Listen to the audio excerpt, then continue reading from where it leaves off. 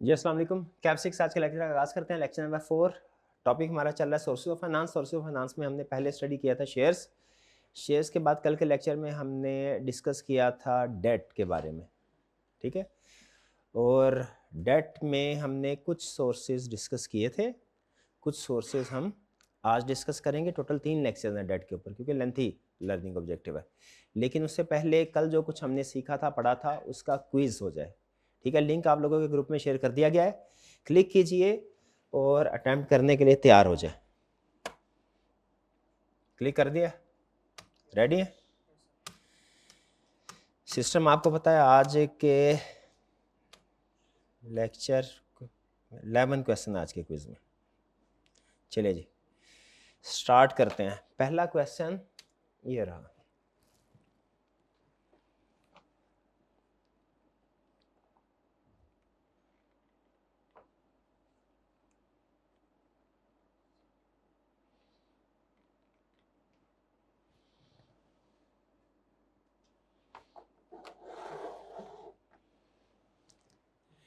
What is the primary characteristic of debt financing? Debt financing का सबसे बड़ा feature characteristic क्या है? It involve borrowing money in exchange of for interest. It provide ownership right. Ownership right तो नहीं होते। Does not require repayment, नहीं, date में रीपेमेंट रिक्वायर्ड होती है, ठीक है। इक्विटी में ऑर्डिनरी शेयर की रीपेमेंट नहीं होती, वो इरिडीमेबल होते हैं। डेट तो वापस करना होता है ना। It is only available to public companies, नहीं, ये पब्लिक कंपनीज के लिए भी अवेलेबल है, प्राइवेट कंपनीज के लिए भी अवेलेबल है। डेट यानी किसी से भी आप बैंक से लोन ले लेते हैं। तो करेक्ट ऑप्शन हमारी हुई ए। नेक्स्ट क्वेश्चन 2 ये रहा जी।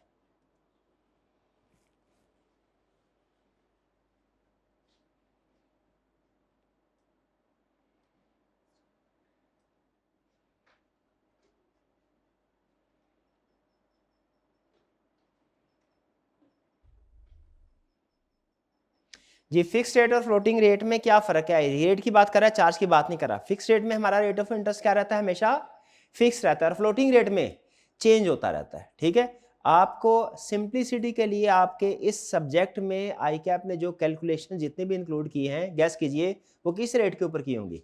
फिक्स रेट के ऊपर, शाबाश, ठीक है। लेकिन प्रैक्टिकली आपको पता होना चाहिए कि फ्लोटिंग रेट भी होता है, ठीक है। कभी हो सकता है किसी कंसेप्ट में वो टेस्ट कर ले थोड़ा सा, फ्लोटिंग रेट के बारे में भी कंसेप्ट हमें उसका मिल गया। लेकिन ज़्यादातर जो क्वेश्चन आपको मिलेंगे फिक्स रेट के ही मिलेंगे। करेक्ट ऑप्शन हमारी क्या हुई? सी। Next question 3।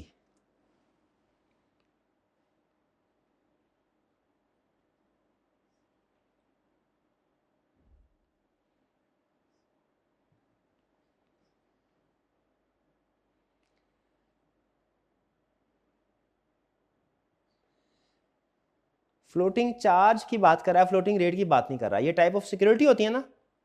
रेट तो इंटरेस्ट रेट होता है, चार्ज सिक्योरिटी होती है। कह रहा है कौन सी सिक्योरिटी है? स्पेसिफिक एसेट के ऊपर? स्पेसिफिक एसेट के ऊपर नहीं, वो तो फिक्स चार्ज होता है।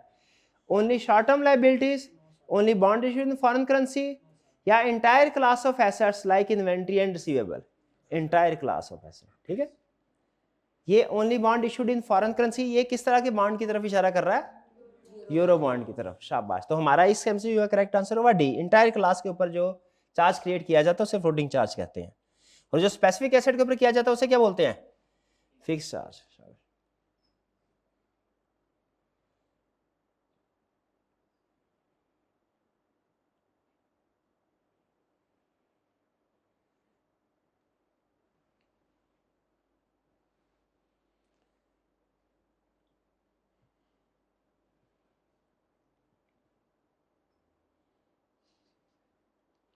विच of the following is advantage of debt financing for a company? Company के लिए क्या एडवांटेज है?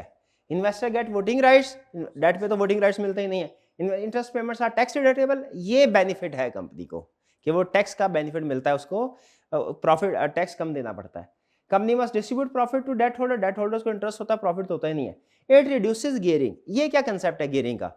जब डेट इशू किया जाता है गियरिंग कम होती है कि ज्यादा होती है? ज्यादा होती है, शाबाश। तो ये कंपनी के लिए गुड थिंग है कि बैड थिंग होती है? बैड थिंग होती है। तो करेक्ट ऑप्शन हमारी हुई B. Interest payments tax deductible होती है, ये आपने एक न्यूमेरिकल क्वेश्चन में नहीं भूलना। इंटरेस्ट पेमेंट्स टैक्स डिडक्टेबल होती हैं, टैक्स से नट ऑफ करके फिर हम इंटरेस्ट को कंसीडर करते हैं, ग्रॉस अमाउंट कैलकुलेशन में नहीं लेते। 5 क्वेश्चन।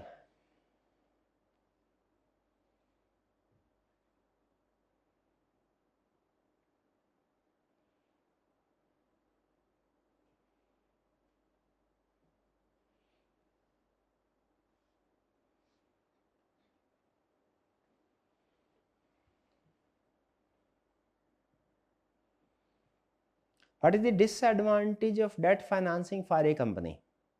क्या डिसएडवांटेज है? A, company must make payment even if it faces losses, चाहे लॉसेस क्यों ना हो जाए पेमेंट करनी करनी है। 6 year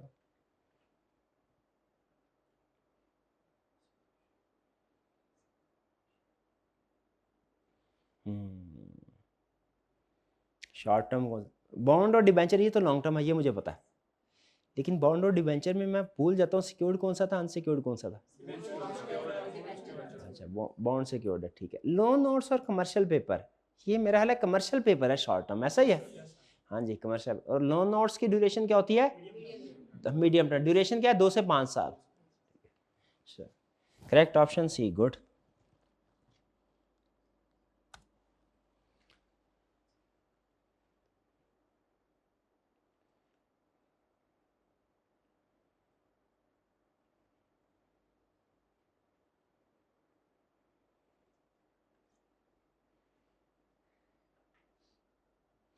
Which of the following best describes a debenture? Secured long-term loan, unsecured long-term या short term?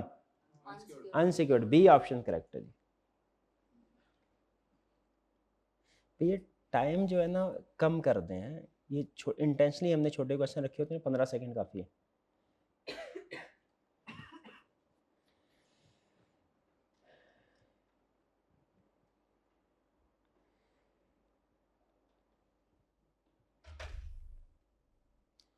Ji B option. Next 8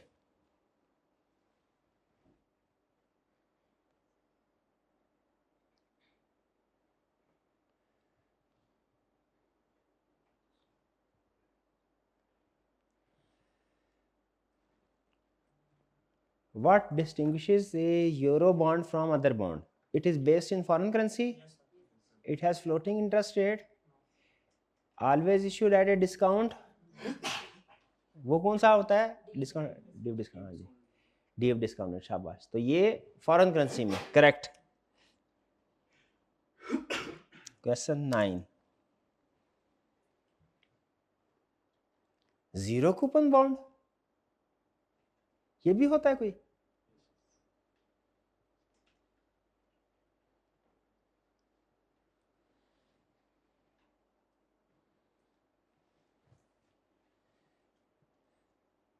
Offers periodic interest payment, issued at par, attractive to investor looking for regular income. Yeah, it's offered at a discount and redeem at higher price। बिल्कुल, कौन सी वाली होगी? Offered at discount, redeem at higher price. तो benefit क्या मिलता है? Interest के जरिए से नहीं मिलता है इसका बेनिफिट, शेयर इन्वेस्टर को हायर वैल्यू के जरिए से मिलता है। तो डी ऑप्शन करेक्ट होगी। जो रेगुलर इनकम के लिए देख रहा है उस इन्वेस्टर के लिए जीरो कूपन बॉन्ड अच्छा नहीं है। अच्छा मुझे बताइए, आईका का मुझे क्वेश्चन याद आ गया, जीरो कूपन बॉन्ड की अगर आप प्रेजेंट वैल्यू कैलकुलेट करेंगे तो इसमें कितनी एन्युटी यूज होगी या नहीं होगी? एन्युटी क्यों नहीं यूज होगी? हाँ, क्योंकि उसमें पीरियोडिक पेमेंट ही नहीं है। एन्युटी तो पीरियोडिक पेमेंट की यूज होती है, इसमें तो इंटरेस्ट होगा ही नहीं। तो जीरो कूपन बॉन्ड की प्रेजेंट वैल्यू कैलकुलेट करेंगे, एन्युटी यूज नहीं होगी, सिर्फ आपने जो इसकी रिडेम्पशन प्राइस है उसी को डिस्काउंट कर लेना। Next question 10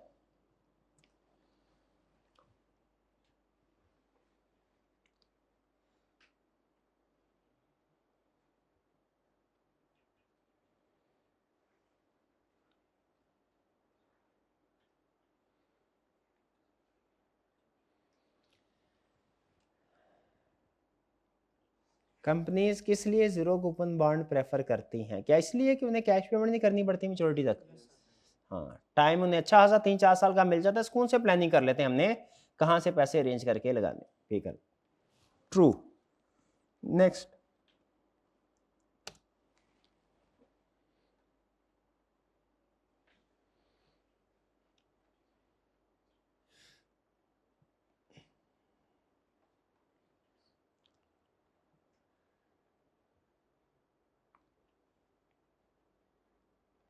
high gearing means company has more equity financing than debt financing? नहीं, फॉल्स है। ठीक है, हाई गियरिंग का मतलब है हाई डेट फाइनेंसिंग है, ठीक है। आपकी परफॉर्मेंस अच्छी जाए इसका मतलब है हम क्वेश्चंस का लेवल थोड़ा अपग्रेड कर लें आइंदा से, कुछ थोड़ा ज़रा मुश्किल हो जाएंगे, कुछ लेंथी हो जाएंगे। चलिए लास्ट क्वेश्चन था, अब चलते हैं हम अपनी क्लास के टॉपर्स की तरफ।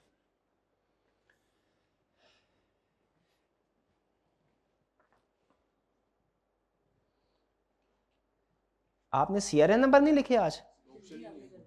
अच्छा ओके ओके ओके, चलिए ठीक है। फर्स्ट पोजीशन, शाबाश, फर्स्ट पोजीशन कितनी है? गुड। सेकंड पोजीशन, शाबाश। Third position, fourth position, fifth position, sixth position, seventh position, eighth position, ninth position, 10th position. Online वाले बच्चे की पोजीशन नहीं आज सारी फिजिकल में आ गए। चलें कोई नहीं, ठीक है जी। अब चलते हैं हम अपने लेक्चर की तरफ।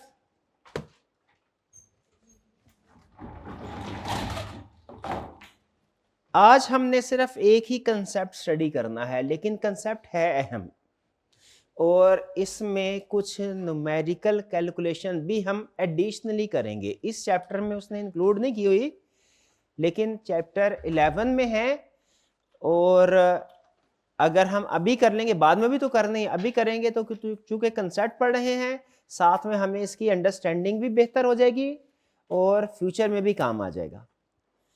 टॉपिक आज का हमारा जो है वो बॉन्ड्स, लेकिन इसकी तरफ चलने से पहले प्रीवियस लेक्चर में से कोई क्वेश्चन पूछना चाहते हो तो पूछ लीजिए। घर जाके पढ़ा हो, कोई चीज कोई लफ्ज़ समझ में ना आया हो तो पूछ लीजिए।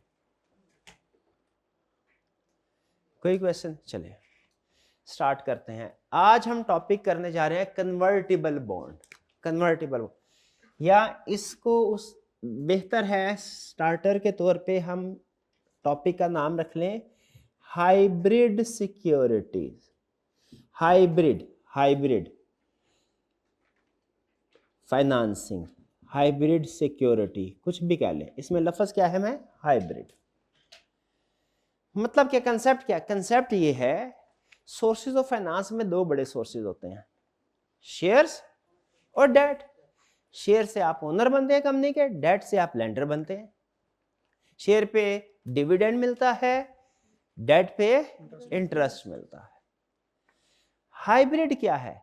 हाइब्रिड ऐसे इंस्ट्रूमेंट या ऐसी सिक्योरिटी को कहते हैं जिसमें इक्विटी यानी शेयर्स वाला एलिमेंट भी हो और जिसमें डेट वाला एलिमेंट भी। हाइब्रिड ऐसी को कहते हैं मिक्सर को बोलते हैं ना। तो ये ऐसी सिक्योरिटी है, ऐसा इंस्ट्रूमेंट है, ऐसी फाइनेंसिंग है जिसमें इक्विटी वाला एलिमेंट भी शामिल है, शेयर्स वाला, और डेट वाला भी है ना। अजीब बात, दोनों चीजें शामिल है, इसलिए तो इसे हाइब्रिड बोला गया। आज के लेक्चर में हमने सिर्फ हाइब्रिड सिक्योरिटी को ही डिस्कस करना है। इसकी दो टाइप्स हैं, बुक में उसकी दो टाइप्स डिस्कस की हैं। एक टाइप हमारे लिए अहम है, एक टाइप उसने सिर्फ यूं समझ लीजिए कि अब बेसिक आइडिया देने के लिए हमारे साथ शेयर की है, ठीक है। वो दो टाइप्स कौन कौन सी हैं? एक टाइप है कन्वर्टिबल बॉन्ड, यानी हाइब्रिड इंस्ट्रूमेंट कौन सा होगा? ऐसा इंस्ट्रूमेंट जिसमें डेट का फीचर भी है, जिसमें इक्विटी का फीचर भी है। टाइप्स कितनी है इसकी? एग्जांपल, दो एग्जांपल्स हैं, एक कन्वर्टिबल बॉन्ड की एग्जांपल है और एक वारंट की एग्जांपल है। ज्यादा अहम हमारे लिए कौन सा है? कन्वर्टिबल बॉन्ड, लेकिन वारंट दोनों एक्सप्लेन करेंगे हम। कन्वर्टिबल बॉन्ड क्या होता है? कन्वर्टिबल बॉन्ड ये होता है कि फर्ज कीजिए, पहले इसकी रीजनिंग आपको बताता हूं, इशू क्यों करते हैं। एक कंपनी को इस वक्त पैसों की जरूरत है, ठीक है, और कंपनी बैंक से लोन लेना नहीं चाहती, या शायद बैंक ने रिफ्यूज कर दिया होगा। फंड्स रेज करने हैं, क्या ऑप्शन है उसके पास? शेयर इशू करे, बिल्कुल करेक्ट, सही है, शेयर इशू करे। अब शेयर जो इशू होते हैं, मुझे बताइए फेस वैल्यू पे होते हैं या के मार्केट वैल्यू पे? मार्केट वैल्यू पे, बेहतरीन। और शेयर की मार्केट वैल्यू कहां से पता चलेगी? स्टॉक एक्सचेंज से। बेहतरीन, बिल्कुल सही जा रहे हैं, स्टॉक एक्सचेंज से। लेकिन हुआ क्या है, स्टॉक रिसेंटली कंट्री में कोई पॉलिटिकल इंस्टेबिलिटी की वजह से या कोई नेगेटिव ऐसा इवेंट ओकर हुआ है जिसकी वजह से स्टॉक एक्सचेंज बैठ गई, या जिसे टर्म यूज करते हैं स्टॉक एक्सचेंज क्रैश हो गई। ये कभी सुना है आपने? जब स्टॉक एक्सचेंज क्रैश होती है तो क्या होता है, शेयर्स की प्राइसेस कम हो जाती है। मार्केट में जिस शेयर की प्राइस बढ़ती है उसे ग्रीन कलर से शो करवाया जाता है इंडेक्स में, और जिस कंपनी के शेयर की प्राइस कम होती है उसे रेड कलर से। तो जब स्टॉक एक्सचेंज क्रैश होती है तो आपको कौन सा कलर नजर आएगा, रेड ही रेड। ठीक है, इन्वेस्टर जो होता है ना, ब्रोकर, वो कहता है ये रेड कलर नहीं है, ये हमारा ब्लड है, ये खून है हमारा जो बहाया गया है मार्केट में। इन्वेस्टर जाहिर दुखी होता है बेचारा, गिर गया। तो मार्केट क्रैश कर गई, शेयर की प्राइसेस डाउन है। आपके ख्याल में क्या हमेशा आप डाउन ही रहेंगे? नहीं, जैसे ही कोई गुड न्यूज आएगी ना, मार्केट बैड न्यूज पे डाउन जाती है और गुड न्यूज पे अप जैसे ही मार्केट में गुड न्यूज आएगी रिकवरी हो जाए। लेकिन गुड न्यूज पता नहीं कब आए, 2 महीने में आए, 4 महीने में आए, 6 महीने में आएगी जरूर। ठीक है, हालात हमेशा एक जैसे तो नहीं होते, आएगी, लेकिन कब पता नहीं। अब कंपनी ये सोच रही है यार पैसे अभी चाहिए, अगर हम अभी शेयर इशू कर देते हैं ना तो हमें लॉन्ग टर्म में ओनरशिप तो दूसरे बंदे को दे दी हमने, लेकिन हमें पैसे जो मिलेंगे वो थोड़े मिलेंगे। थोड़े क्यों मिलेंगे? क्योंकि इस वक्त स्टॉक एक्सचेंज क्रैश हुई पड़ी है। तो या तो हम अच्छे वक्त का इंतजार करें, जब अच्छा वक्त आए तब शेयर्स इशू करें, तो लोग बाय कर लेंगे, हमें ज्यादा पैसे मिलेंगे। प्राइस बढ़ी जाए, हो सकता है 200 रुपये चली जाए, इस वक्त मार्केट में हो सकता है प्राइस 50 रुपये पे हो शेयर। ठीक, तो क्या आपके ख्याल में जब स्टॉक एक्सचेंज डिप्रेस्ड हो, क्रैश हो, कंपनी को शेयर इशू करने चाहिए या नहीं? नहीं, कोई नहीं करने चाहिए, लॉस होगा, पैसे कम मिलेंगे, शाबाश। शेयर इशू कर नहीं सकती, शेयर इशू करना नहीं चाहिए, पैसे कम मिलेंगे। लोन ऑब्टेन कर नहीं सकते, क्या करें? ये दरमियानी रास्ता निकाला उन्होंने, हाइब्रिड। ऐसे सिचुएशन में फिर हाइब्रिड सिक्योरिटीज को यूज किया जाता है। हाइब्रिड सिक्योरिटीज क्या है? जिसमें डेट एलिमेंट भी हो, इक्विटी भी हो। अब जरा सुनिए, हुआ कि कंपनी ने किया क्या? कंपनी ने इशू किया एक बॉन्ड। बॉन्ड बेसिकली तो है लोन। शेयर जो इन्वेस्टर थे उन्होंने कहा सर लोन तो नहीं हम लेंगे, हम आपके बिजनेस में पैसे डालेंगे तब जब आप हमें ओनरशिप दे, ओनर बनाएं।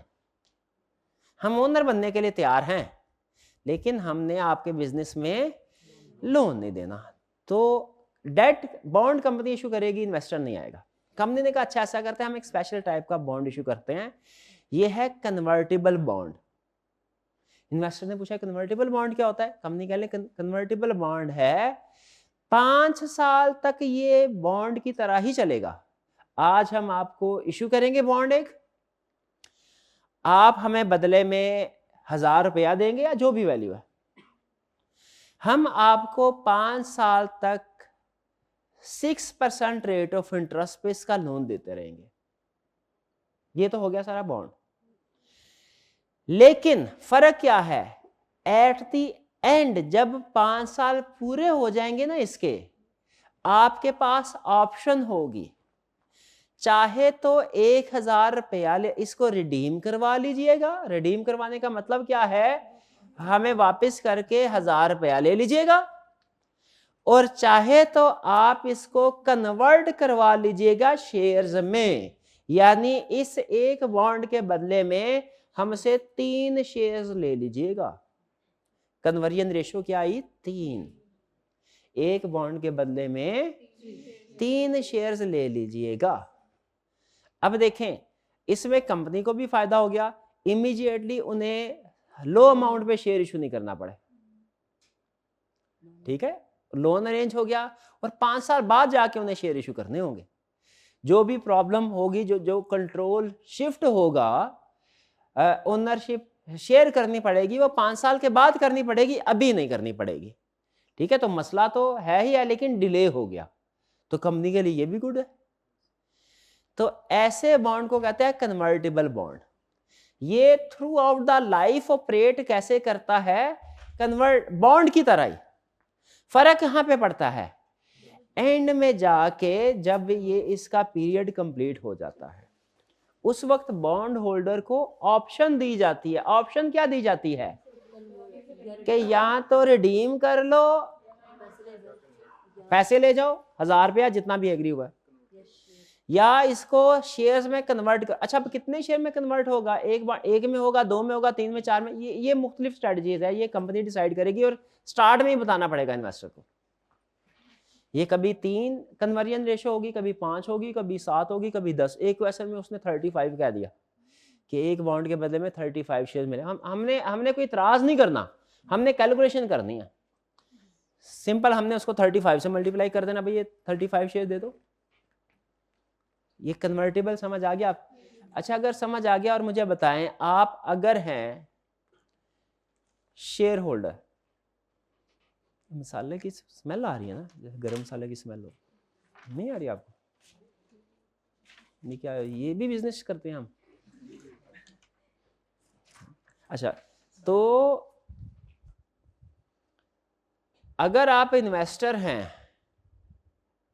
बॉन्ड की लाइफ पूरी हो गई, आप रिडीम करवाएंगे, कन्वर्ट करवाएंगे?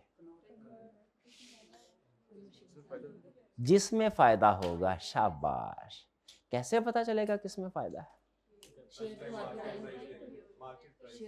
हाँ, शेयर की मार्केट प्राइस देखेंगे।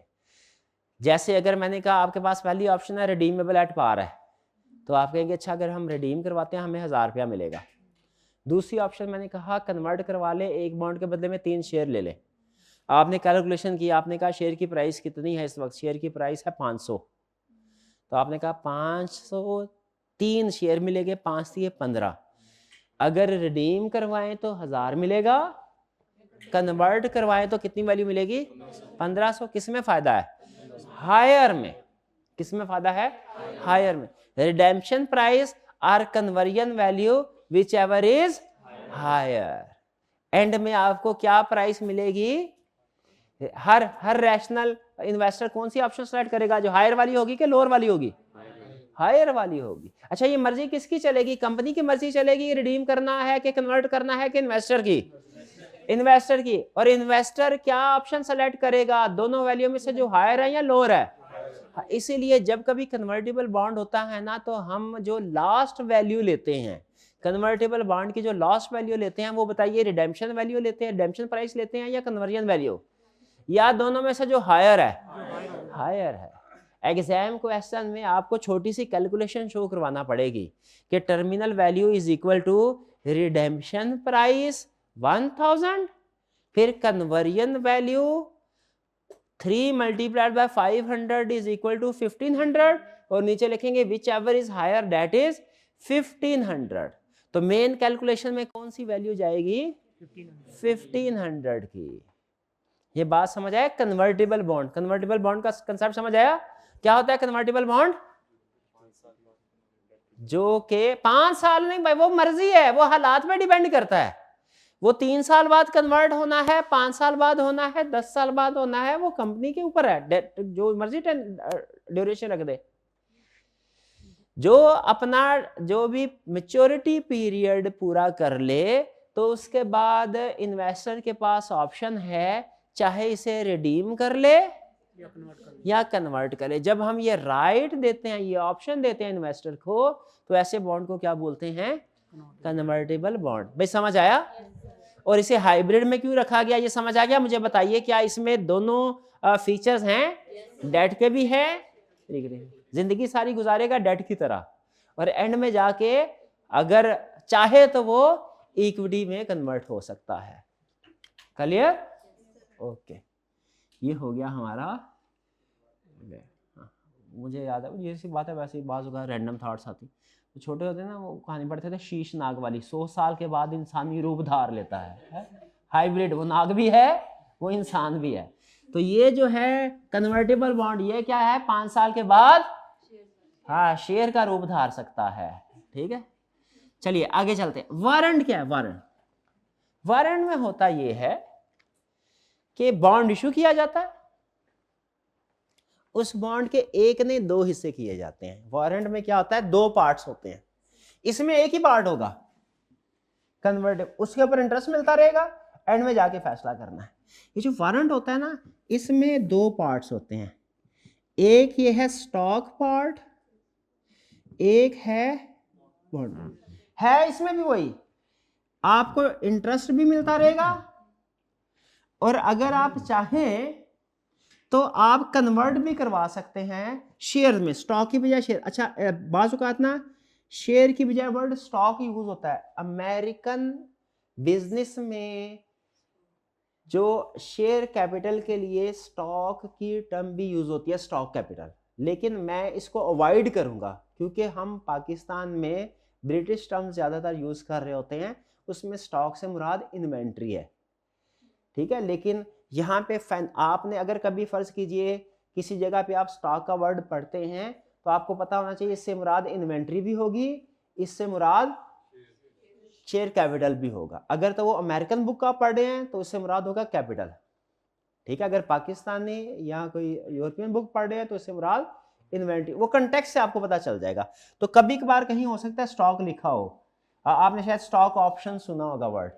स्टॉक ऑप्शन बेसिकली इन्वेंट्री की ऑप्शन नहीं होती, शेयर की ऑप्शन होती है। तो उसे क्यों स्टॉक ऑप्शन, वो अमेरिकन रीजन की वजह से। बहरहाल कन्वर्ट करवा सकते हैं इसमें, और बॉन्ड इसमें भी तो यही था। इसमें फर्क क्या है, इसमें आप अपने बॉन्ड के दो हिस्से अलग अलग कर सकते हैं।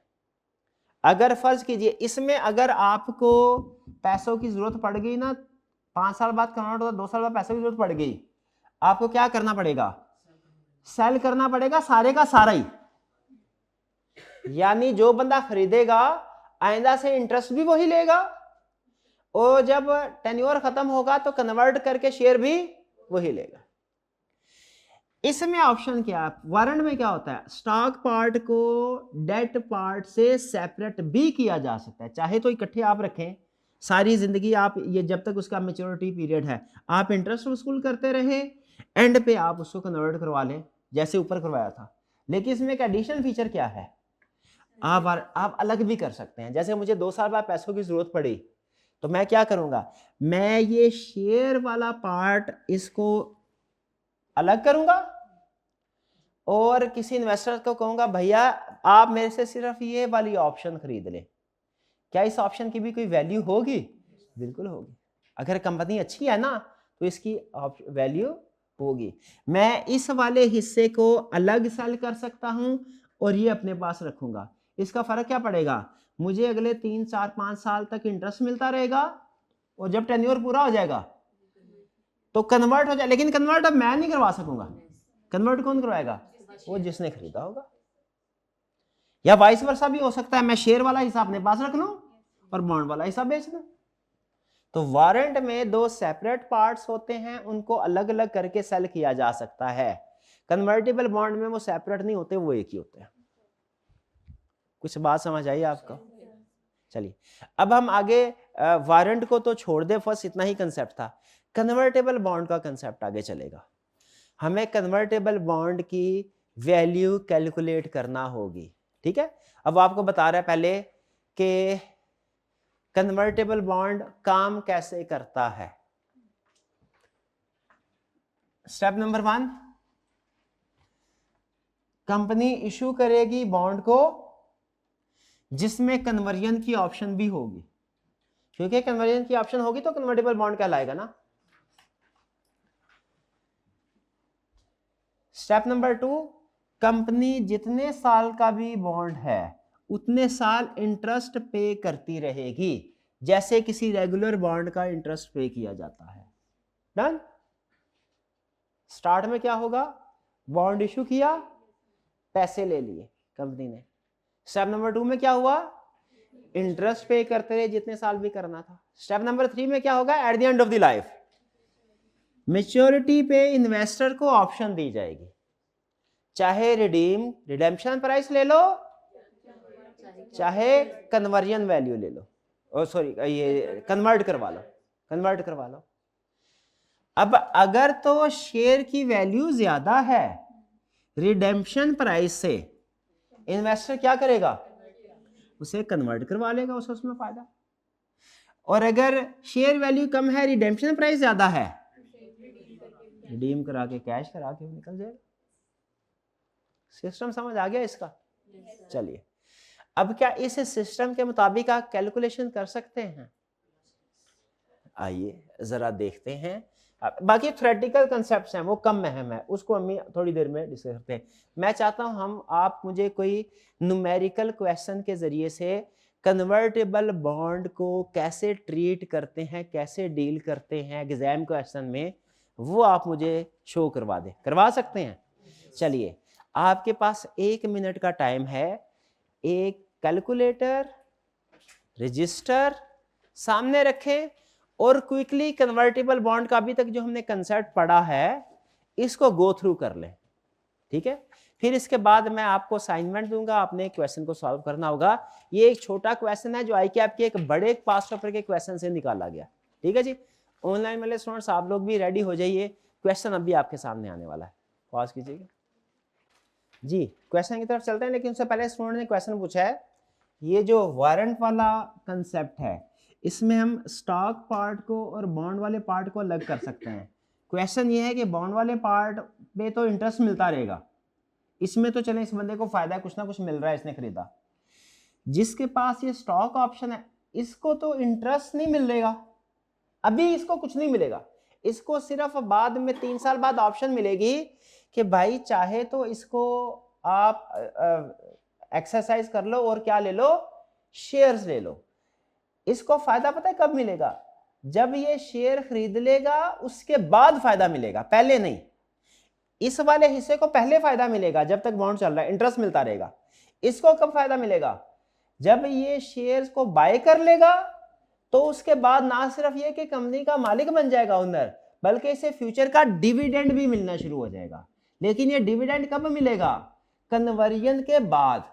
कन्वर्जन से पहले इसको कुछ नहीं मिलना, बाद में डिविडेंड मिलेगा। और इसको कन्वर्जन से पहले इंटरेस्ट मिलना है, कन्वर्जन के बाद इसको कुछ, यानी इसका फायदा कन्वर्जन से पहले मिलेगा और इसका फायदा कन्वर्जन के बाद मिलेगा डिविडेंड की शक्ल में, ठीक है जी?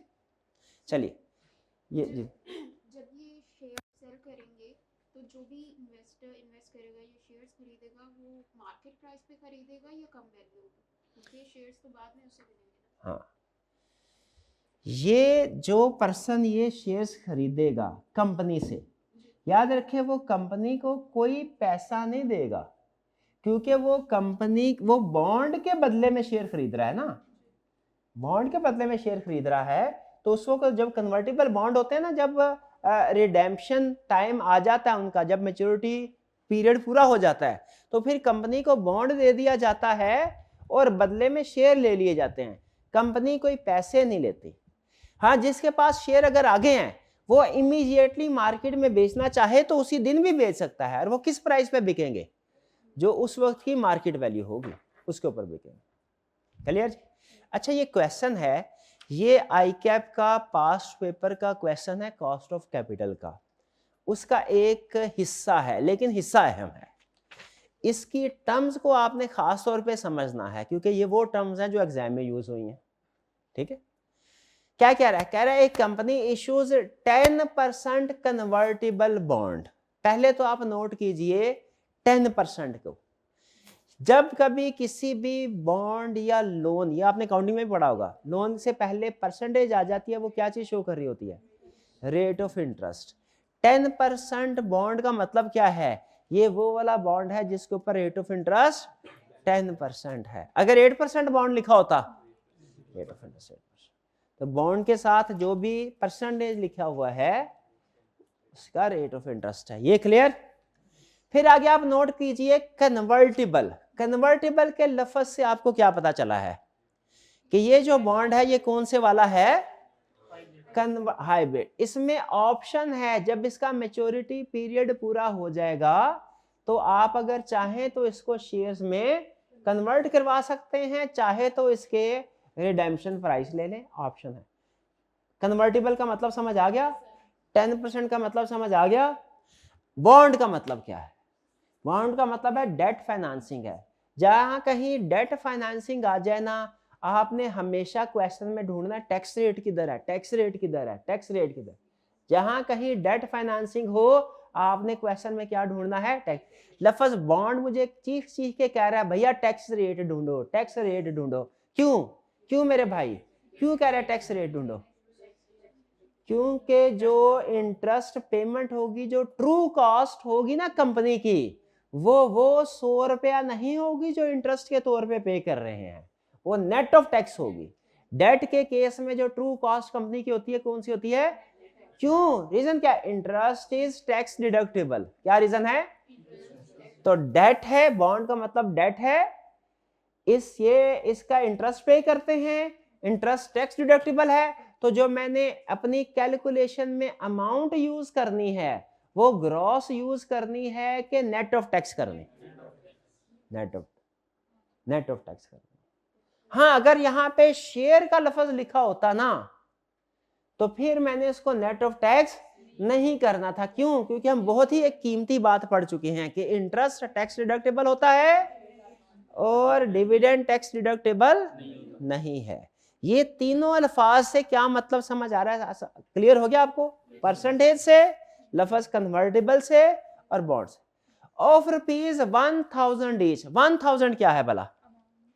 अमाउंट तो है, कौन सी अमाउंट है? कन्वर्ट, ये है फेस वैल्यू। ये क्या है? Face value. अमाउंट्स बहुत सी तरह की होती हैं, ये इसकी क्या है? फेस, एक फेस वैल्यू है, मार्केट वैल्यू भी हो सकती है। फेस वैल्यू का हमारे क्वेश्चन में क्या अमल दखल है भला?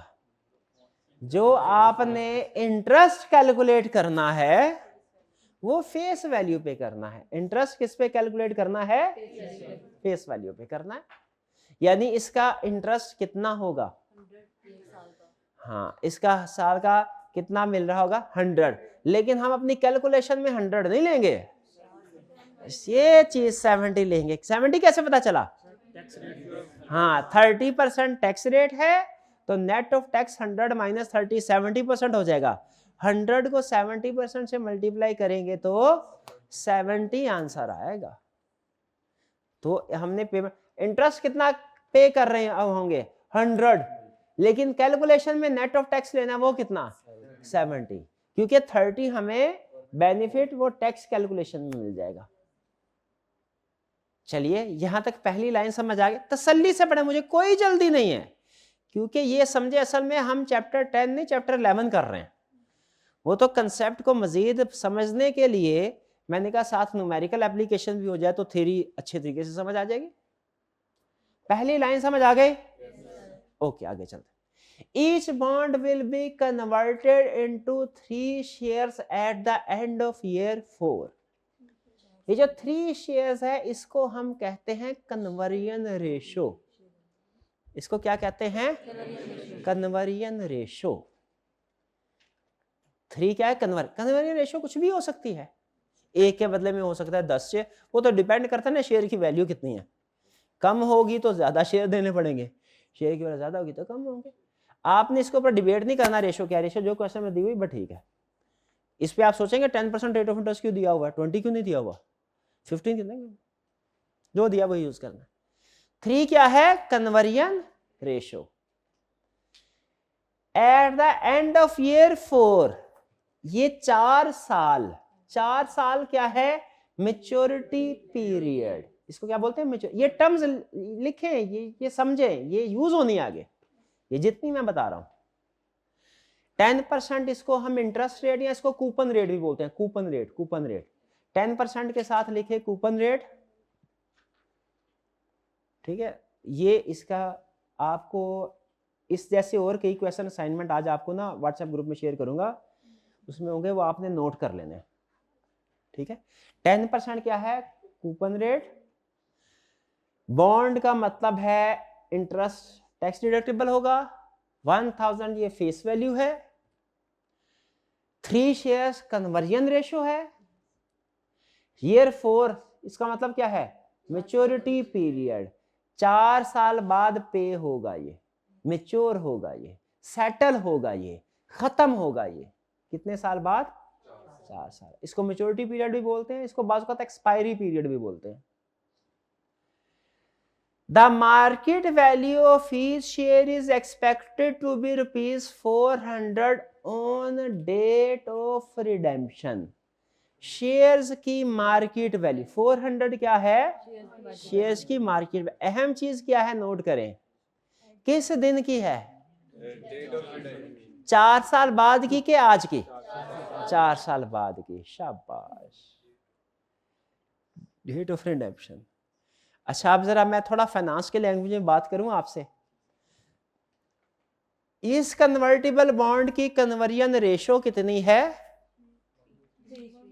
कन्वर्जन रेशो कितनी है? 3 कन्वर्जन रेशो 3, वो जितने में होगा।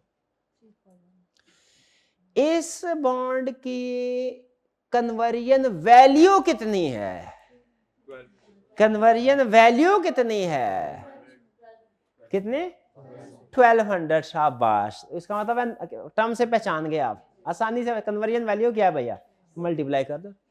लेकिन कन्वर्जन वैल्यू है रिडेम्पशन पे। रिडेम्पशन पे हो सकता है, क्या मैं आज की कन्वर्जन वैल्यू कैलकुलेट कर सकता हूं? आज की ये कन्वर्जन वैल्यू है 4 साल बाद की। क्या मैं करंट कन्वर्जन वैल्यू कैलकुलेट कर सकता हूं? वो कैसे कैलकुलेट कर सकता हूं? डिस्काउंट कर दें। डिस्काउंट कर दें। एक तरीका ये है डिस्काउंट कर दो, एक तरीका ये है कि प्राइस ही आज वाली यूज कर लो, 3 को आज वाली प्राइस से मल्टीप्लाई कर लो, वो भी तो कन्वर्जन वैल्यू आएगी, आज ही की आएगी। अब ये डिपेंड करता है क्वेश्चन में उसने कौन सी इंफॉर्मेशन दी है। कभी आपको शेयर प्राइस देगा आज वाली, कभी देगा फ्यूचर वाली। अमूमी तौर पे फ्यूचर वाली ही देगा, लेकिन कभी हाँ शाबाश शाबाश, मैं उसी की तरफ आ रहा हूँ। वो कैलकुलेशन के बाद समझाऊंगा आपको ये concept. Tax rate is 30%। Tax तो आपको पता है ही। यहां तक सारी टर्म समझ आ गई? कह रहे calculate value of bond using 10% discount rate. आपको क्या बताया था फाइनेंस का प्रोबेबली सबसे बड़ा असूल क्या है? फाइनेंस की किताबें जितनी भी दुनिया में इकट्ठी करें, उनमें जितने असूल हैं वो लिखें एक पेज के ऊपर। उन सारे असूलों में जो सबसे बड़ा असूल बताता है फाइनेंस के एक्सपर्ट हमें, वो क्या बताते हैं? किसी भी चीज की वैल्यू क्या है? उसके जिंदगी के जितने भी कैश फ्लोज हैं उसकी प्रेजेंट वैल्यू कैलकुलेट कर ले। ठीक है, जितने भी cash flow, operating cash flow है रेगुलर, वो प्लस टर्मिनल लास्ट वैल्यू जो होती है वो रिडेम्पशन का। ठीक है जी, कैलकुलेट करना। अच्छा, जब एक कैश फ्लो आपको आज मिल रहा है वो तो एज इट इज आ जाएगा। एक कैश फ्लो जो 1 साल के बाद मिल रहा है उसकी प्रेजेंट वैल्यू कैसे कैलकुलेट करेंगे? डिस्काउंट करके। और जो 2 साल बाद मिल रहा है 2 साल से डिस्काउंट, 3 साल बाद मिल रहा है डिस्काउंट कर। अगर तो वैल्यू डिफरेंट है अलग अलग डिस्काउंट करेंगे, अगर वैल्यू सेम है एनवीटी के जरिए से कैलकुलेट करेंगे। डन जी? अच्छा, अब ये है चैलेंज आपके लिए, आपने वैल्यू ऑफ बॉन्ड कैलकुलेट करनी है। जरा देखते हैं आप कितने एक्सपर्ट है फाइनेंस के। कितना टाइम चाहिए आपको? अभी तो मैंने बोला भी नहीं था करने को, इतनी जल्दी? चले, आपको 5 मिनट दे रहा हूं। ऑनलाइन वाले स्टूडेंट्स उनको भी साथ लेके चलना है ना। आपको 5 मिनट दे रहा हूं, इस क्वेश्चन के मार्केट वैल्यू कैलकुलेट कीजिए। आपका वक्त स्टार्ट होता है अब, और साथ साथ ना मैंने कैलकुलेशन भी देखनी है आपकी कि आपका कैलकुलेशन करने का तरीकाकार क्या है। ठीक है जी, आपका वक्त स्टार्ट होता है अब, पॉज कीजिएगा जी। उम्मीद है आप लोगों ने कर लिया होगा। कोई मिला जुला सा रिस्पॉन्स है। चंद एक स्टूडेंट ने कंप्लीट कर लिया आंसर। ज़्यादातर स्टूडेंट्स ने अप्रोच ठीक अडॉप्ट की है, लेकिन कुछ जगहों पे वैल्यू गलत ली है।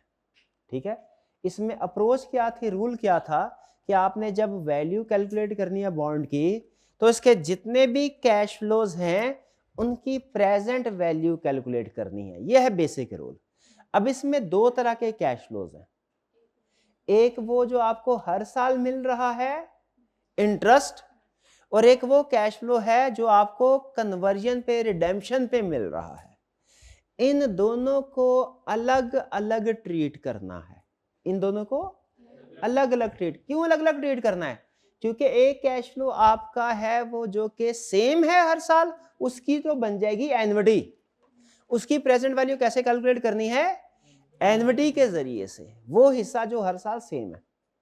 और एक वो जो एंड में आपको अमाउंट मिल रही है रिडेम्पशन के वक्त, उसमें आपने क्या करना है, वो चूंकि एक डिफरेंट अमाउंट है, उसको अलग से प्रेजेंट वैल्यू कैलकुलेट करनी है। डन? आइए जरा इसको अब सॉल्व करते हैं।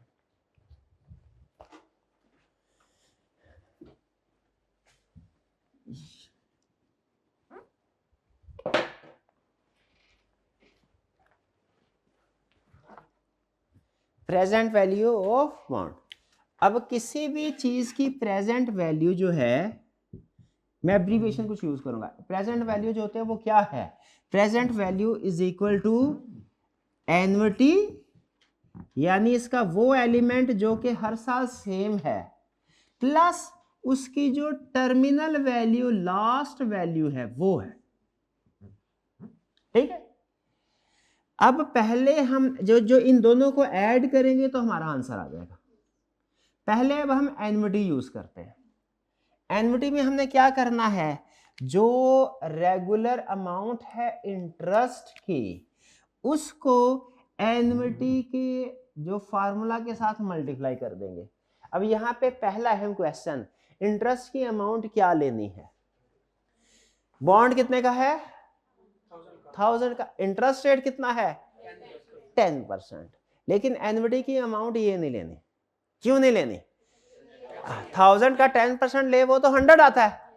100 नहीं लेनी, क्या लेनी है? Net of tax into 70%। यानी जो इंटरेस्ट की अमाउंट आपने लेनी है वो कितनी लेनी है? 1000 इंटू 10% इंटू 0.7।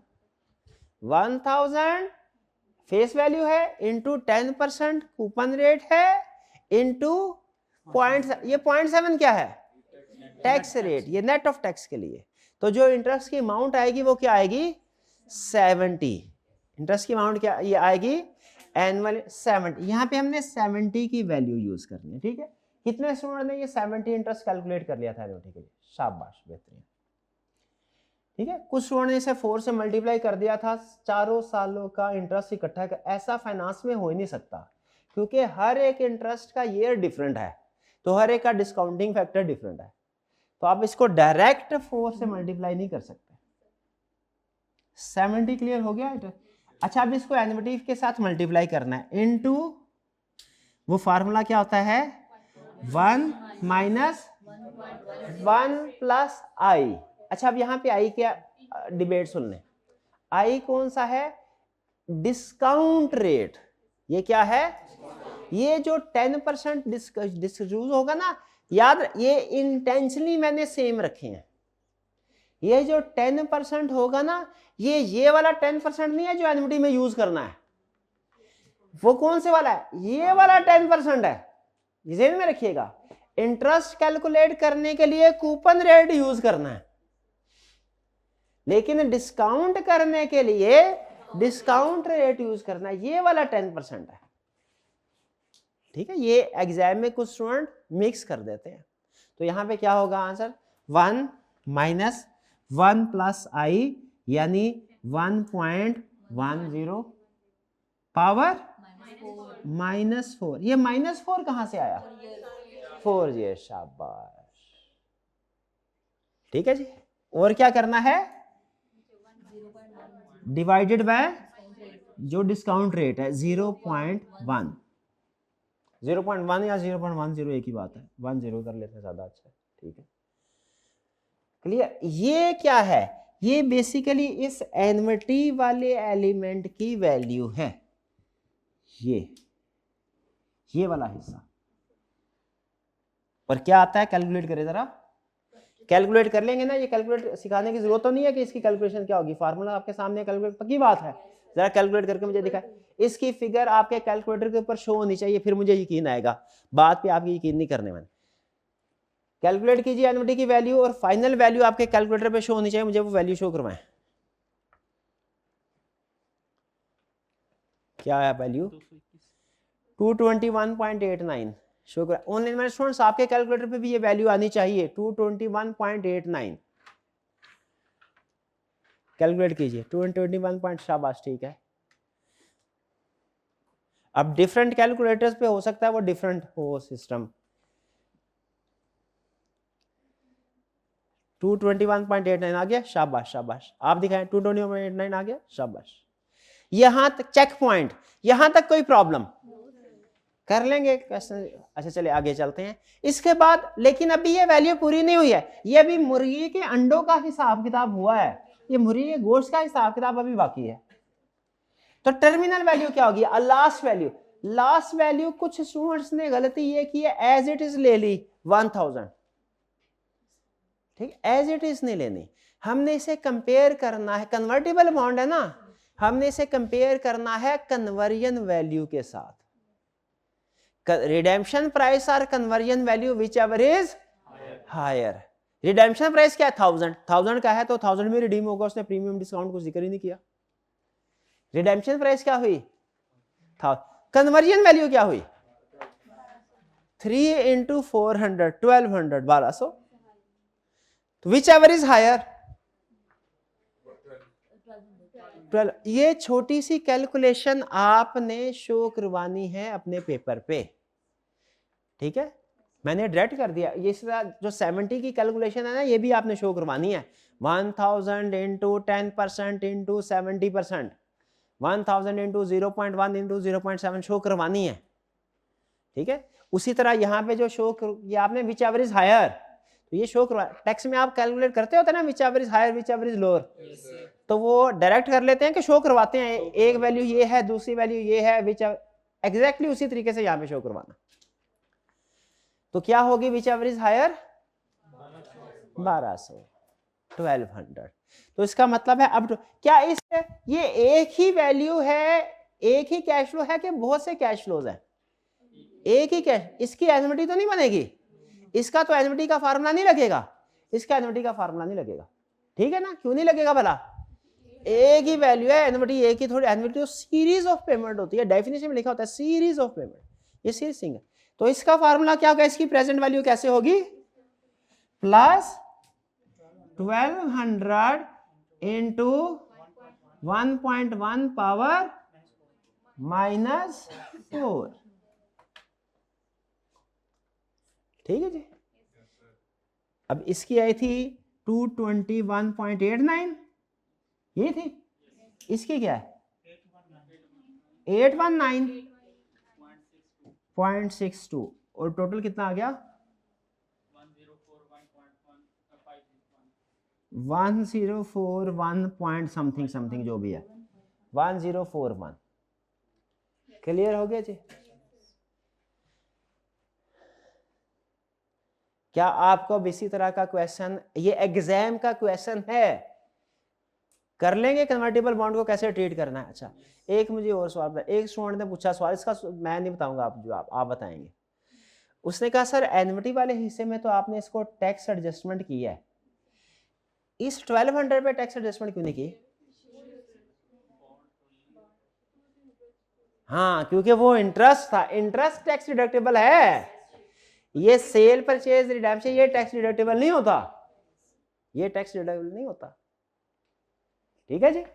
तो 1200 के ऊपर टैक्स की एडजस्टमेंट, इसमें जो अहम चीज है वो यही है कि आपने इंटरेस्ट की कैलकुलेशन नेट ऑफ टैक्स करनी है, और दूसरा कूपन रेट कौन सा है ये ध्यान से डिसाइड करना है।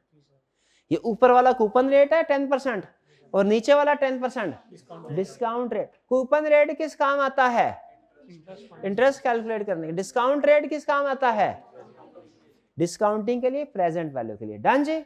अच्छा अब अगर आज शाम को आपके ग्रुप्स में इस तरह के 3-4 क्वेश्चंस आपको भेज दिए जाएं सॉल्यूशंस के साथ, तो आप प्रैक्टिस कर लेंगे। ये समझ लीजिए आपका कॉस्ट ऑफ कैपिटल का एक मुश्किल टॉपिक तैयार हो गया, ठीक है। चलिए वापस आते हैं, अब इसको करते हैं हम क्लोज।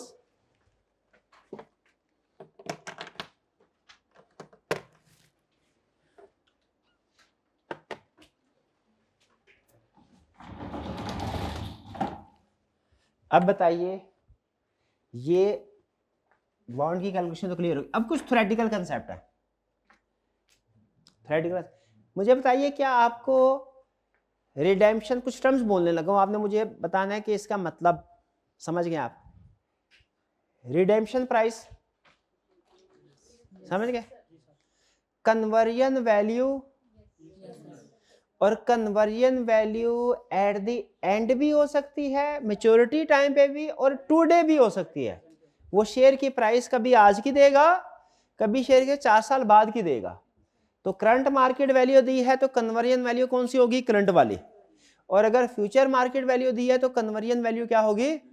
कन्वर्जन वैल्यू पता है ना आपको क्या है? कन्वर्जन रेशियो को शेयर की प्राइस से मल्टीप्लाई कर देना है। ठीक है जी, ठीक। अच्छा, असूली तौर पे जो बॉन्ड की आज की मार्केट वैल्यू है ना, वो उसकी कन्वर्जन वैल्यू होनी चाहिए। कन्वर्जन वैल्यू जितनी ज्यादा, बॉन्ड की आज की वैल्यू भी उतनी। ऐसा ही है ना, कन्वर्ट करने से जितने का मिलेगा आज उसकी वैल्यू जो है, क्योंकि जब हम आज की वैल्यू लेते हैं ना तो उसका मतलब हम इंटरेस्ट को इग्नोर कर रहे हैं। इंटरेस्ट को फर्ज कीजिए अलग कर दे, इग्नोरिंग इंटरेस्ट, थोड़ी देर एज्यूमिंग नो इंटरेस्ट। क्या बॉन्ड की जो वैल्यू है आज की, जो कन्वर्जन वैल्यू है आज की, वही उसकी बॉन्ड की मार्केट वैल्यू होनी चाहिए ना? मार्केट में उसी की कीमत पे सेल परचेज होना चाहिए ना।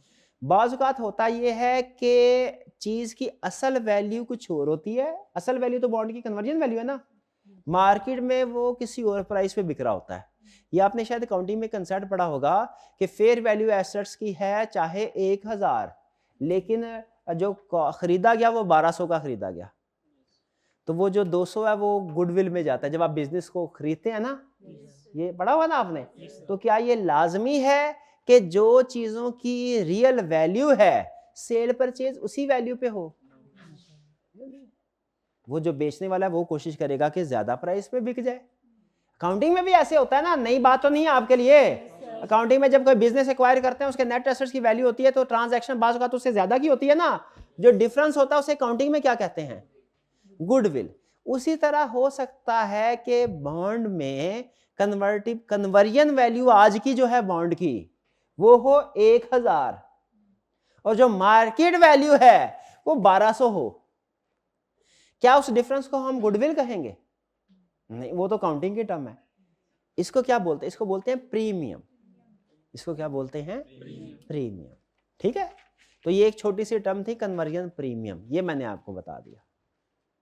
ठीक है, तो कन्वर्जन वैल्यू ज्यादा, कन्वर्जन प्रीमियम अहम कंसेप्ट नहीं है, वो अगर समझ आ गया अच्छी बात, नहीं समझ आया गोली मारे।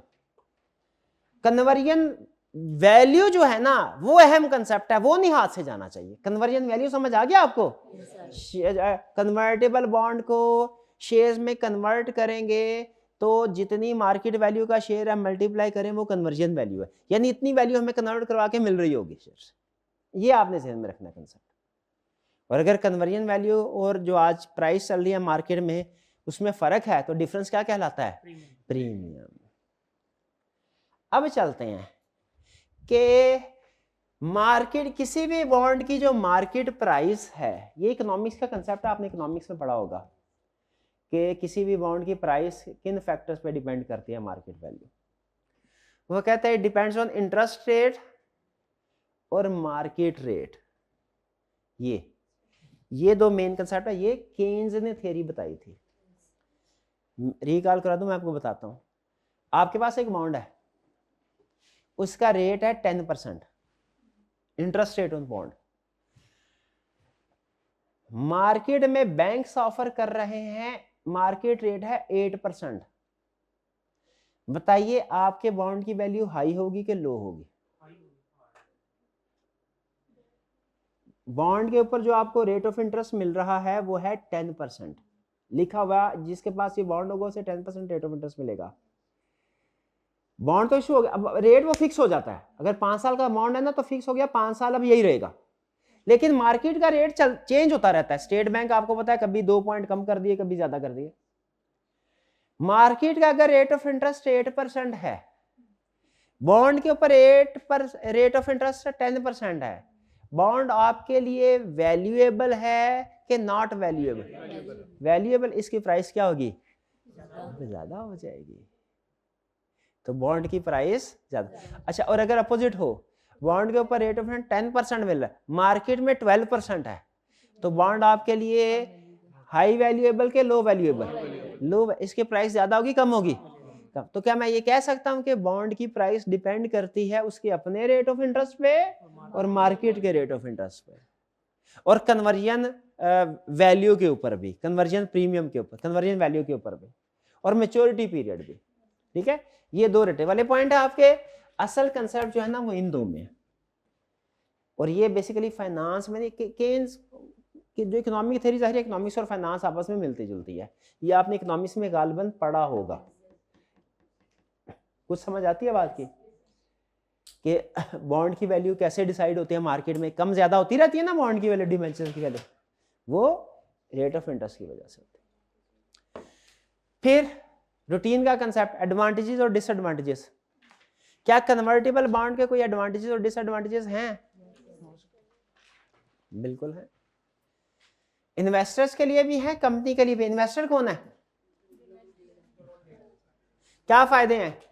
Control of company possible. Explain करें खुद, क्या कहना चाह रहे? शेयर में कन्वर्ट कर लेगा, एंड पे कंपनी का मालिक बन जाएगा। फ्लेक्सिबिलिटी है, उसके पास ऑप्शन है, चाहे रिडीम कर ले, चाहे जो उसके लिए बेनिफिशियल ऑप्शन होगी वो कर लेगा, जबरदस्ती नहीं है। ठीक है, तो ये हर सूरत में फायदे में ही रहेगा जो हाँ फायदा नजर आ। लॉन्ग टर्म गेन पोटेंशियल, इसका मतलब क्या है कि बॉन्ड के ऊपर तो आपको रेट ऑफ इंटरेस्ट फिक्स ही रहता है, लेकिन शेयर्स की कीमत जो है वो बहुत ही ज्यादा बढ़ सकती है बाज़ औक़ात। तो अगर कंपनी ने अच्छा परफॉर्म किया, आप कंपनी के शेयर होल्डर बन जाते हैं, अगर कन्वर्टेबल बॉन्ड लेके शेयर में कन्वर्ट करवा लेते हैं, तो लॉन्ग टर्म में हो सकता है शेयर की प्राइस सिग्निफिकेंटली इंक्रीज हो जाए। अगर बॉन्ड ही रखा होता ना आपको फिक्स इंटरेस्ट मिलता रहता, लेकिन शेयर में पॉसिबल है कि आपको लॉन्ग टर्म में गेन हो, बड़ा गेन हो। लेकिन याद रखिए ये दो धारी तलवार है, बड़ा गेन भी हो सकता है तो बड़ा लॉस भी हो सकता है। लेकिन बात चूंकि हम एडवांटेजेस पढ़ रहे हैं तो हम इधर गेन ही बात करेंगे। डिसएडवांटेजेस क्या हैं? डिसएडवांटेजेस क्या हैं? अच्छा, ये जो कैलकुलेशन है ना, इसमें एक टेक्निकल फ्लॉ है। टेक्निकल फ्लॉ पता क्या है? किसी भी एसेट की वैल्यू होती है उसके सारे के सारे कैश फ्लोज की प्रेजेंट वैल्यू। यहां पे अगर वो 1200 शेयर में कन्वर्ट करवाया है तो सोचे कन्वर्ट करवाने के बाद उसे अगले सालों में इस शेयर का डिविडेंड नहीं मिलेगा, उसको इस कैलकुलेशन में शो नहीं करवाया गया। इसको नाम दे रहा है पोस्ट कन्वर्जन डिविडेंड को इग्नोर किया जाता है। लेकिन याद रखिए ये इग्नोर सिंप्लिसिटी के लिए किया जाता है और इससे कोई ज्यादा फर्क नहीं पड़ता, इससे कोई ज्यादा फर्क नहीं पड़ता। लेकिन फिर भी एक पॉइंट है, देखिए है ना कि कन्वर्जन कराने के बाद भी तो उसे डिविडेंड मिलेगा ना, लेकिन वो चूंकि अनसर्टन होता है, अमाउंट का नहीं होती, तो इसलिए हम उसकी कैलकुलेशन नहीं करते। हमारा एक रूल है कि अगर आपने किसी भी प्रोजेक्ट की अप्रेजल करनी हो ना, वैल्यूएशन करनी हो, तो प्रैक्टिकली हो सकता है प्रोजेक्ट 30, 40, 50 साल चले, लेकिन आपने एक रीजनेबल पीरियड की हद तक ना कैलकुलेशन करनी होती है 20 साल, बाज़ औक़ात 10 साल की रखते हैं, वरना प्रोजेक्ट तो हो सकता है 50 साल। जैसे पुल बनाते हैं, बिल्डिंग बनाते हैं, वो हो सकता है 100 साल चले, लेकिन वो अपनी कैलकुलेशन के मुताबिक उसी एक लाइफ फिक्स कर देते हैं कि भैया ये 50 साल चलेगा, 50 साल बाद इसको चेंज करना पड़ेगा। अब हो सकता है 50 साल बाद आगे 10-15 साल और चला जाए, लेकिन उसको फिर हम कंसीडर नहीं करते एट स्टार्टिंग टाइम। ठीक है, वो समझते हैं बोनस ही चल गया तो लाइफ चल गई तो बोनस ही होगी। तो ये इसका एक कंसेप्ट है कि कन्वर्जन के बाद अमूमी तौर पे जो बाद वाले डिविडेंड मिलने होते हैं उनको कंसीडर, लेकिन ये सही करते हैं हम क्योंकि सिंप्लिसिटी भी रखनी है ना हमने। डन जी। एडवांटेज डिसएडवांटेज इन्वेस्टर के, कंपनी को कंट्रोल करता है, ओके समझ आ गया। फ्लेक्सिबिलिटी है, दोनों में से जो मर्जी ऑप्शन सेलेक्ट कर ले, ओके। लॉन्ग टर्म में ग्रोथ पोटेंशियल है, हाई प्रॉफिट हो सकता है, ओके। और डिसएडवांटेज में क्या है, कन्वर्जन के बाद वाले डिविडेंड को कंसीडर इग्नोर किया जाता है। लेकिन उसने डिसएडवांटेज बोला है, आप अपने जहन में मुतमिन रखिए कि इसका ये मतलब नहीं हमने गलत कैलकुलेशन किया है, सिंप्लिसिटी के लिए ऐसे किया जाता है, ठीक है। फिर इसके बाद कंपनी के लिए क्या एडवांटेज है, useful if share price is low. कैसे, प्राइस कम है शेयर की मार्केट में, स्टॉक मार्केट क्रैश है, तो अब शेयर इशू करेंगे तो ज्यादा पैसे ही ना मिलते, तो ऐसे हालात में शेयर इशू करने में कम पैसे मिलेंगे, बॉन्ड इशू कर नहीं सकते, तो फिर क्या दरमियानी स्ट्रेटजी लगाते हैं, क्या, कन्वर्टेबल बॉन्ड, उस वक्त सूटेबल है। और इस पे जो इंटरेस्ट मिलेगा, इंटरेस्ट पे करना है, दूसरा फायदा क्या, उसका टैक्स बेनिफिट आ जाएगा, ठीक है। फिक्स्ड पेमेंट आपको देनी है, डिविडेंड पे नहीं करना, कम से कम जब तक वो कन्वर्जन पीरियड चल रहा है उसका, तब तक आपको फिक्स पेमेंट ही देनी है, डिविडेंड पे नहीं करना। ये एक तरह से कंपनी के लिए ये भी अगेन दो धारी तलवार है। कंपनी को अगर प्रॉफिट हो ना ज्यादा तो ये कंपनी के लिए एडवांटेज है कि यार थोड़े फिक्स पैसे देने हैं, और अगर कंपनी को लॉस हो तो यही डिसएडवांटेज बन जाएगा कि भाई हम मरे पड़े और ये आके फिर पैसे मांग रहे हैं हमसे। और फायदा क्या है, delays equity dilution, equity dilution, earning per share आपने पढ़ा है कभी टॉप, पढ़ा, अच्छा मैं समझ रहा था बड़ा डिस्कशन करनी पड़ेगी, कहाँ FR1 में पढ़ा है, खुद सोचें अगर कन्वर्टिबल बॉन्ड इशू किया इस साल, अर्निंग पर शेयर पे फर्क पड़ेगा, नहीं पड़ेगा, शाबाश। लेकिन 5 साल के बाद जब कन्वर्ट हो जाएगा फिर पड़ेगा। तो इसका फायदा क्या है कि अर्निंग पर शेयर जो है वो कम होगी, लेकिन कब, लेट, डिलेड। ये क्या समझा रहा है आपको कि अर्निंग पर शेयर लेट कम होगी। अगर आज शेयर इशू कर देते फिर क्या होता, अर्निंग पर शेयर इसी साल से रिड्यूस हो जाती, नहीं समझ रहे भाई, जित शेयर इशू करे तो अर्निंग पर शेयर कम हो जाती है ना। तो यहां पे फायदा क्या है कि पैसे भी आगे हैं और अर्निंग पर शेयर भी कम नहीं हो रही, कम से कम 4-5 साल के लिए तो कम नहीं हो रही, बाद में हो जाएगी। यहाँ पे सिंपल अर्निंग पर शेयर की बात कर रहा हूँ, डाइल्यूटेड अर्निंग पर शेयर की नहीं, वो इतना मुश्किल कंसेप्ट तो मुझे भी नहीं आता, लेकिन सिंपल अर्निंग पर शेयर समझ रहे हैं ना, शेयर इशू करते आज ही कम हो जाती, कन्वर्टेबल बॉन्ड इशू कर रहे हैं, कम से कम 4-5 साल का तो टाइम मिल गया ना, बाद में जब कन्वर्ट करवा लेगा शेयर तो फिर कम हो जाएगी। डिसएडवांटेज क्या है, शेयर होल्डर्स कंट्रोल, कंपनी का अपना कंट्रोल डाइल्यूट हो जाता, डाइल्यूट मींस कम हो जाता है, खत्म।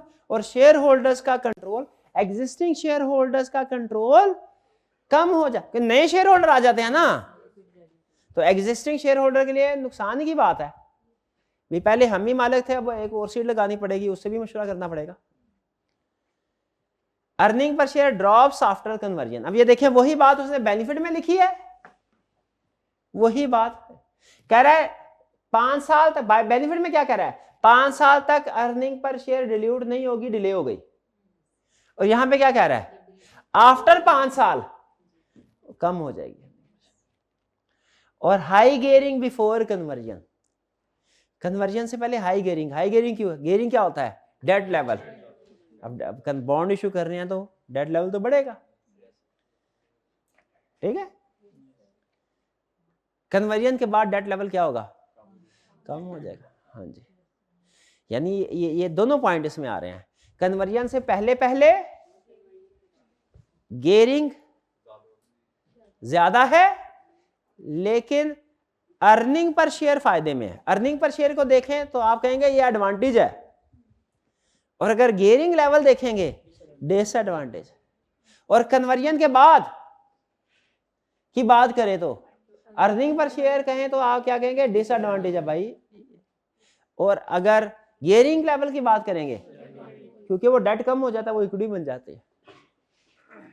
ओके जी, चलिए ये था हमारा आज का लेक्चर और आज की कंसेप्ट। आज के लेक्चर में हमने जो सबसे अहम चीज सीखी ना, देखिए बाकी सारा कुछ चाहे भूल जाएं, जो अहम चीज आपने दी वो क्या है, कन्वर्टेबल बॉन्ड कैसे काम करता है, स्टार्ट में इशू किया जाता है, एनुअल इंटरेस्ट पेमेंट होती है, एंड पे ऑप्शन दी जाती है, चाहे कन्वर्ट करवा लो चाहे रिडीम कर लो, और जो विच एवर इज हायर है वो ऑप्शन सेलेक्ट करता है इन्वेस्टर। ठीक है जी। इसकी कैलकुलेशन आज का जो क्वेश्चन लाजमी करना है, व्हाट्सएप ग्रुप में आपको असाइनमेंट भेजूंगा, वो लाजमी करना है। बाकी थ्योरेटिकल कंसेप्ट है छोटे छोटे, एडवांटेज डिसएडवांटेज में प्रॉब्लम तो कोई नहीं है, एक आधे में शायद होगी आपको, लेकिन घर जाके तसल्ली से रीड कर लीजिएगा, उम्मीद है कि वो भी समझ आ जाएगा। कोई प्रॉब्लम हुई तो कल के लेक्चर में डिस्कस कर लेंगे। कोई सवाल पूछना चाहते हो तो पूछ लीजिए, कोई क्वेश्चन नहीं है। चलिए आज का लेक्चर यहाँ पे ख़त्म करते हैं हम। अल्लाह हाफ़िज़।